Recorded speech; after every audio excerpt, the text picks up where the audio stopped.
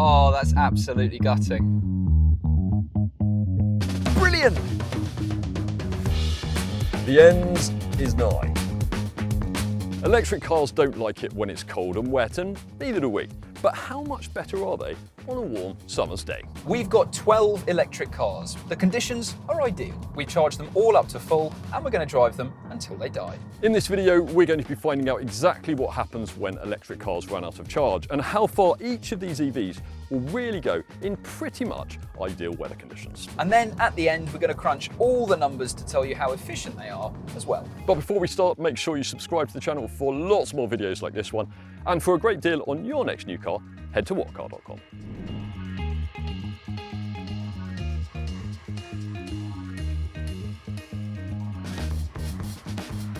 Now we want to make sure this is as scientific as possible. We've got 12 cars and we do want to put them all in the same condition to start. So we've got to make sure that every car we have on test is at its manufacturer's recommended tyre pressures. If they're too low, the extra friction could have a negative effect on the range figure that we record, but we don't want to overinflate them either. We've also made sure that all the cars are set to 21 degrees when it comes to their climate control. In terms of drive modes, they've all been put into their respective eco settings. We've also made sure to reset the trip computers. Now, obviously, it wouldn't be safe to deliberately run cars out of charge on the public road, so we recreated real-world conditions at Horry Myra Proving Ground in Warwickshire. We followed a simple test route of roughly 19 miles, which included 2.7 miles of simulated stop-start urban driving, 5.5 miles at a steady 50 miles an hour, and 11 miles at a constant 70.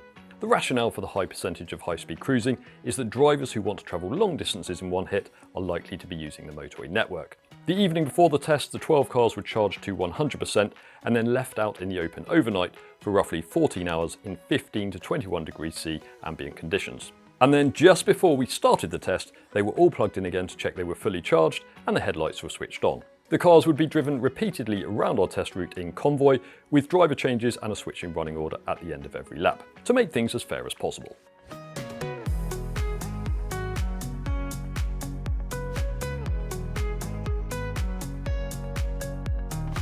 So Will, we've done a very similar test to this in colder, wintry conditions. Now we've got a lovely warm summer's day.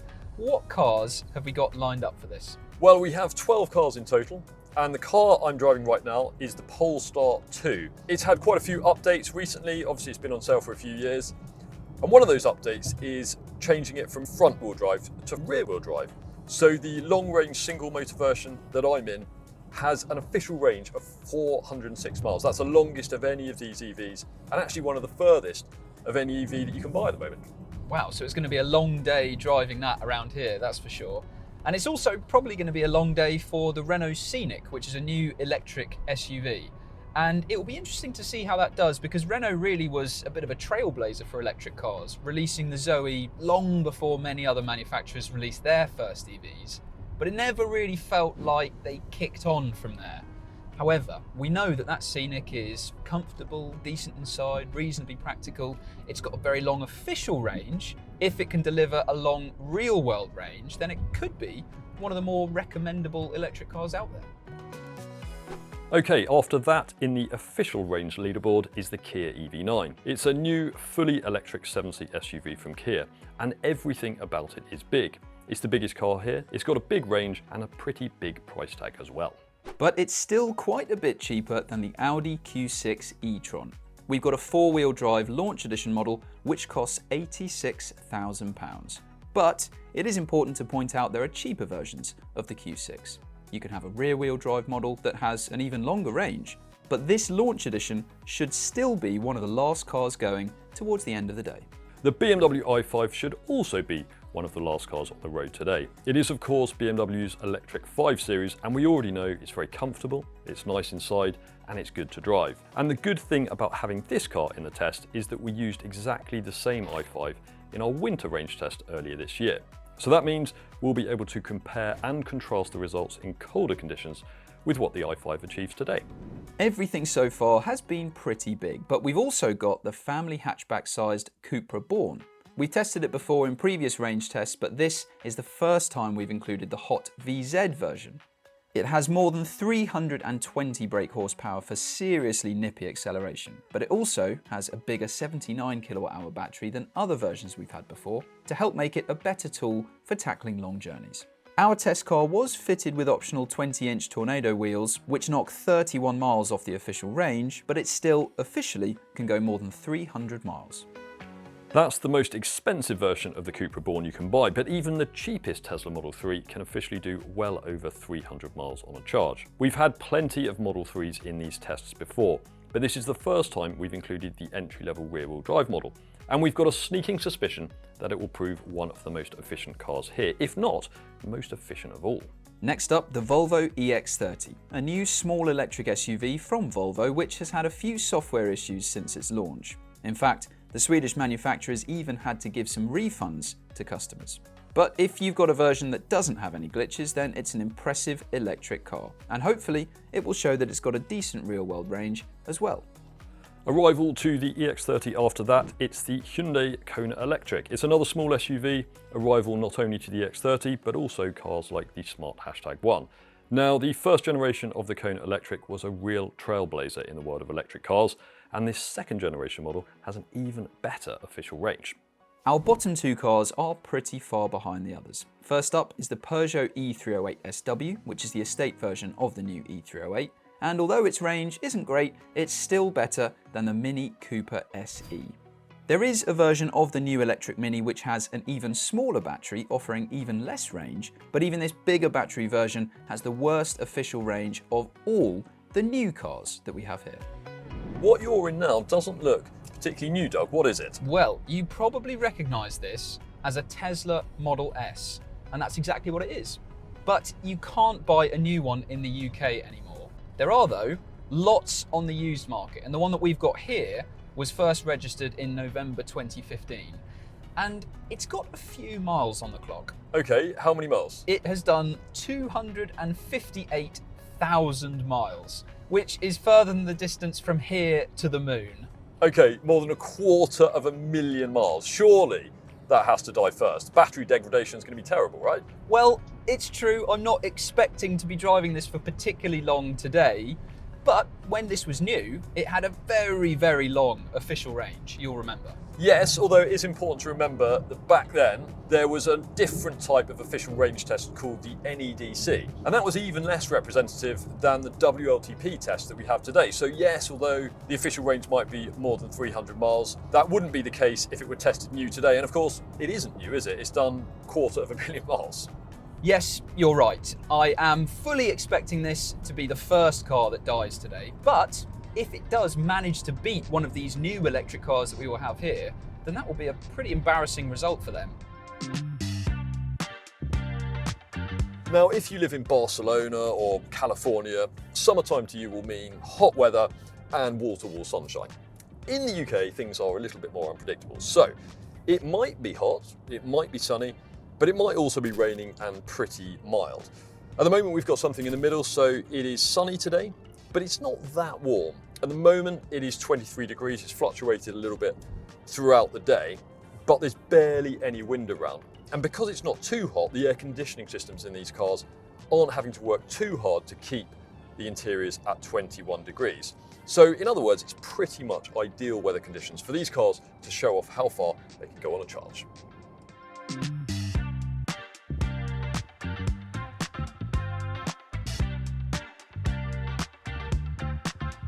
So this is my first go in this 250,000 mile Tesla Model S. And you know what? Of course it doesn't feel like a new car, but it doesn't feel like a car that's done more than 250,000 miles and is 9 years old either. Because although there are some creaks and rattles from the interior, and this steering wheel is incredibly shiny, it looks like someone's given it a polish, it doesn't feel too baggy to drive. It feels reasonably tight. I'm sure it's had plenty of new parts over the years, of course. And I think that just shows how far ahead of its time the Model S was, because if you think when this car was launched back in 2014, other EVs included the Nissan Leaf, the BMW i3, cars that couldn't even manage 100 miles on a charge.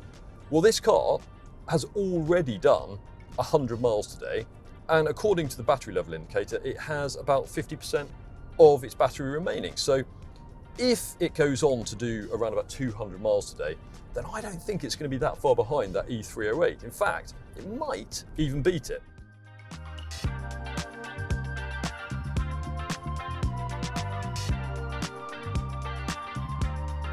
So we've had many hours at the wheel now. I'm back in the Model S and I think it's crunch time. My range is telling me that I've got 13 miles remaining, which is not very far and probably not enough for an entire lap of what we've been doing today. Will, how many miles have you got left in the Peugeot? It is squeaky bum time. I'm down to 12 miles. 12 miles remaining, and obviously we're on a 20-mile circuit, so I think there's a good chance I'm going to break down on this loop. How about yourself? I've got 13 miles left. That's close. What about the Mini? Yeah, I'm a little worried that I'm going to be the first to get the wooden spoon because I am down to 11 miles already. It's going to be close. And just for some context, what is the Polestar 2 on at this point? The Polestar has got 120 miles left. Okay, so I don't think the Polestar's going to lose. I've got to admit, earlier on, I thought the Peugeot was guaranteed to die first, but it is really tight now between three cars, the Model S, the Mini, and this, all within a mile of each other on predicted range. But of course, it's going to come down to how accurate their predicted ranges are, because of course, some EVs have more of a buffer when they get down to 0 miles reading. So it's going to be extremely tight. And at this stage, if I'm not last, I'll take that. A few minutes later. Right, this could be the beginning of the end. We're going up to 70 miles an hour. I'm showing 3 miles remaining. My range readout has disappeared. So at the moment, I've just got a couple of dashes. I have no idea how many miles I've got left. I'm flying blind here. But at the moment, I am managing to maintain 70 miles an hour. So I'm keeping up with the convoy, although I'm getting various warnings telling me my battery level is low, so I could die at any moment. What's the Mini down to? So I've just done one lap there showing 0 miles and drive power reduced, and I'm now just starting to feel it lose power. Oh, the Mini might lose. I am also losing power. It's saying that battery level is critical, performance reduced. I've got a little tortoise there, and I am just maintaining 70 miles an hour, but if I drop below that, it takes an age to accelerate back up again. So the end is nigh. How are you getting on, Doug? Any tortoise? I've been showing 0 miles for quite a while, but I've got no restriction in performance at all. Okay, I think that's me. My car is losing power and I cannot keep up anymore. Bye, Neil, bye. I also cannot keep up. I'm at 63 miles an hour and falling. Yes. Will, can you get out of my way, please? Bye, Will. We've both comprehensively been beaten by a 10-year-old Tesla, which is quite embarrassing. Come on. Wow. 258,000 miles, 9 years old. And it looks like it's gone further than a brand new Peugeot E308 SW and a brand new Mini Cooper Electric. Oh, battery power very low, heating and AC reduced. Battery charge level too low. The end is near. I'm doing 39 miles an hour. That speed is falling very, very slowly. This is a slow death. It's down to 37 miles an hour now. But at the moment, I think I might not be last because Neil in the Mini, he hasn't overtaken me yet, and I know he's struggling as well. My foot is now flat to the floor and my speed is sinking. Vehicle shutting down, pull over safely. I don't think it's going to make it down this straight. 18 miles an hour, many warnings, battery level critical, performance reduced. Oh, here we go.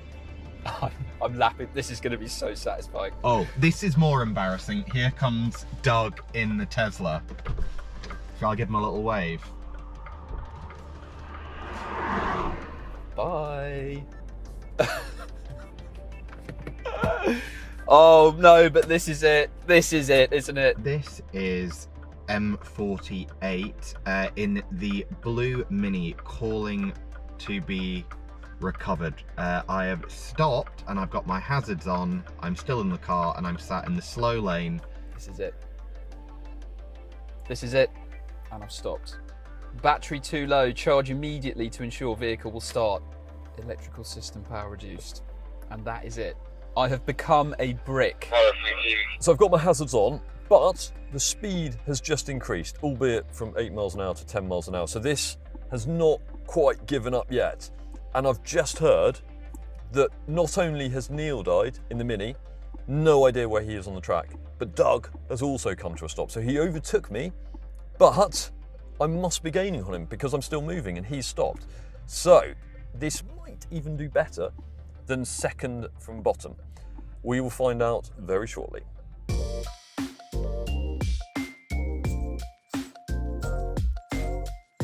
Right, so what did we learn there? Well, we had thought that it was perhaps going to be the Model S that was going to lose this test overall, but it wasn't. Instead, it was the Mini Cooper SE which died after 211 miles, recording an average efficiency of 4.3 miles per kilowatt hour. Now, it was last of the 12 cars that we had here, but that distance, 211 miles, is almost twice as far as the previous Mini Electric managed in a winter range test that we did earlier. And it was the second most efficient car of everything that we had here. So it's not an embarrassing performance at all. No, that's pretty impressive. And as you saw, it was very close between the Mini and the Peugeot E308. But the E308 just edged it. It did a mile further in total, so it managed a total of 212 miles. And it wasn't quite as efficient as the Mini, but it still averaged 4.2 miles per kilowatt hour. So again, reasonably impressive. And then it was the turn of the Model S to go, and it managed 213 miles. So it really was so close between those three cars that went out first. Now, the Model S 90D back in 2015 had an official NEDC range of 342 miles at the time. But as we explained earlier, NEDC was even less believable than WLTP is today. And that car has done more than 250,000 miles. So 213 miles on a full charge isn't really that bad. And we also charged the battery up to full at the end of this test, and it showed that the battery has lost around 13% of its original capacity, which again, really isn't a particularly bad showing at all, considering how old it is and how many miles that it's done. However, it was the least efficient car of everything that we had here. So it averaged just 2.9 miles per kilowatt hour, which isn't great. Okay, so we saw it was really close between those first three dropouts. And after that, almost 30 miles went by without any further drama. The Volvo EX30 was next to fall out of the running though, so that managed a total of 242 miles. Relatively disappointing, 18% shy of its official range. But efficiency wasn't too bad. It was 3.8 miles per kilowatt hour. Two cars ground to a halt at 255 miles, and that was the Kona Electric and the Model 3, but it was the Tesla that just edged it by a few hundred yards. And it's also important to note that we had the cheapest Tesla that you could buy versus the most expensive version of the Kona. The Model 3 was also, as we suspected, the most efficient car in the entire test, and it returned 4.4 miles per kilowatt hour. Whereas the Kona posted a fair to middling 3.9 miles per kilowatt hour. That is really impressive efficiency for that Model 3, isn't it? The most expensive of the entire 12 was next to die, so the new Q6 e-tron. As we've already explained, there are longer range versions of this car. There are cheaper versions as well, but the launch edition that we had for the test fell 16% short of its official range, and it managed a total of 289 miles. Now, you could argue that that's still plenty for most buyers, almost 300 miles from a charge, but there's no real excuse for the Q6's hugely disappointing efficiency. So it managed just 3 miles per kilowatt hour, and that was the worst figure of all of the new cars that we had in the test. The Coupe Reborn was more efficient than that, and even though it's considerably less money than the Q6 e-tron, it actually went further on a full charge as well. So it managed 294 miles. Okay, so the final 5 cars remaining all past 300 miles, and that proves that in the summer at least, plenty of modern electric cars can get you from London to Land's End without you needing to stop for a charge. So I think that is something worth noting. One of those cars was the BMW i5, so that managed a total of 310 miles, and it came closest of all actually to matching its official range. It fell just 8% short. This exact car, as we mentioned earlier, took part in our winter range test back in February, and there it still managed a respectable 253 miles. And obviously the conditions then were much cooler, and it was actually very rainy on that day as well. But that does show you how much difference weather can play in how far your electric car gets between charges. Absolutely. And now we're at the business end of things. And in third place, it was the 7-seat Kia EV9, which had the biggest battery of anything that we had here. And it finally ground to a halt after an impressive 314 miles. But the brick-like silhouette that it has meant that efficiency was less remarkable at 3.3 miles per kilowatt hour. Now, before we reveal the winner, what have we learned from the test so far? Well, one of the things we've learned is that the trip computers on electric cars shouldn't necessarily be relied upon. Our efficiency figures that we've given you so far were all based on the achieved range on the day of the test divided by the usable capacity of the battery. But obviously these electric cars do have their own trip computers that show a figure, and we recorded those figures for comparison. Now, we found that the efficiency meters in 6 of the cars in the test were pretty accurate because the readings were accurate within 3%. But there were some bigger discrepancies. So the Model S that you've already mentioned, loads of miles, quite old, but that was wildly optimistic about its energy use. So it was claiming 3.4 miles per kilowatt hour, but it was actually averaging only 2.9 miles per kilowatt hour. So that's an error of more than 15%. And the energy meter in the Model 3, that was also on the optimistic side, albeit by a much smaller 4%. On the other hand, the Hyundai Kona, the Kia EV9, the Polestar 2 and the Volvo EX30 all claimed that they were delivering worse efficiency than they actually were by between 5 and 8%. And efficiency is very important, isn't it? It perhaps wasn't a few years ago when electricity prices were dirt cheap and any electric car cost considerably less to run than an equivalent petrol or a diesel. But today, energy prices are incredibly high. They look set to stay high well into the future. And the difference in running costs between one electric car and another can be huge. That's absolutely right. So if we take the Tesla Model 3 rear-wheel drive, that was the most efficient of all of the 12 cars in the test. If you were to charge that up exclusively at home at the current energy price cap, so that's 22.4p per kilowatt hour, then you would spend just over £500 on electricity every 10,000 miles. If you were to do all your charging at a public charger, let's say 79p per kilowatt hour at a grid serve. Now, we know it's a Tesla, so obviously it has access to the supercharger network. Prices there are generally a little bit cheaper, but for fair comparison, we'll use 79p per kilowatt hour. Then the cost of that 10,000 miles actually rockets to £1,795. And if we took the Audi Q6 e-tron, which is the least efficient car on this test, if you did 10,000 miles in that and charged only at home, it would cost you £745. And if you charged only using public chargers, then that would go up to £2,633. Wow. Now, obviously, it's not a direct comparison because they're different types of cars we're looking at here, a Model 3 and a Q6 e-tron, but it does show you that you could potentially be spending more than £800 extra over 10,000 miles by choosing one electric car over another. That is true, although it's also worth pointing out that many electric car owners opt to sign up to a cheap overnight tariff. And what that means is you get cheaper energy prices overnight in return for slightly higher energy prices during the day. If you do that, then potentially you can reduce your overall cost and as a result, the difference between the cars that we've got here today. But still, efficiency is a really important factor that not all electric car buyers think about.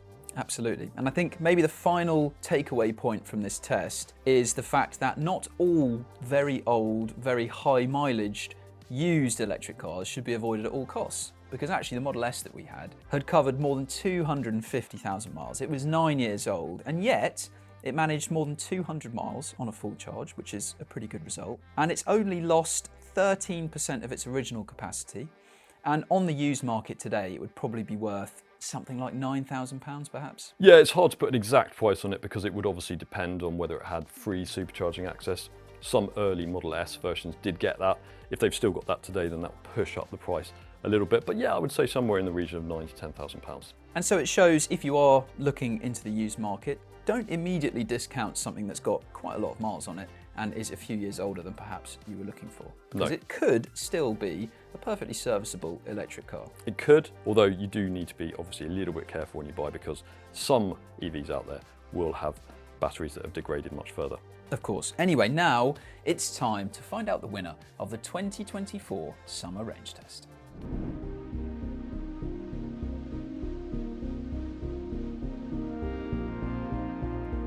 Right, so it does all come down to this. It's the final two cars. I'm in the Renault Scenic, Will is in the Polestar 2. These have the longest ranges of all the cars that we had here on paper. And it has come down to these two at the very, very end in real world conditions. So, Will, how many miles do you have left? Well, Doug, it feels like I've done about 1,000 miles today. It is the middle of the night by the looks of things, and I have 16 miles remaining according to Trip Computer and 4%. And I have no warnings, so at the moment, no problems at all maintaining what is now 70 miles an hour. How about you? Well, I know that I've got 3% of my battery remaining, but I don't actually know how many miles I've got left. Okay, so when you've got, say, 250 miles remaining range, then it tells you that, when you don't really need to know that you've got 250 miles left. But when you get down to the final few miles, where it'd be really helpful to know if you had 10, 20, 30 miles, then that disappears. Is that right? That appears to be the case, but it could also mean that I've actually got 50 miles left, and I'm just not aware of it. Oh no, am I dropping a bit now? Oh no, I'm down to 66. I can still see him. No. Doug, are you disappearing? No. Are you disappearing? I can see you flagging. No. I can see you flagging. Everything's fine. I'm just having a bit of a rest back here. Foot is welded to the floor and I can't maintain 70. I'm dropping speed quite quickly. I'm down to 62 miles an hour now, so I think that's it. But I'm still going.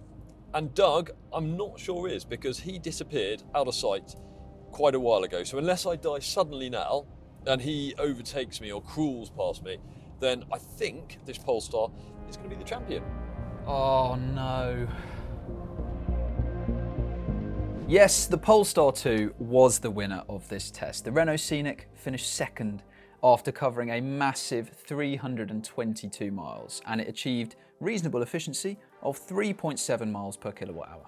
There was only 11 miles in it in the end, but aerodynamics eventually won out, so the sleeker Polestar 2 racked up a total of 333 miles, although, as you saw, some of that was crawling at very low speeds. And both of those cars actually showed up some much more expensive machines that we had in this test.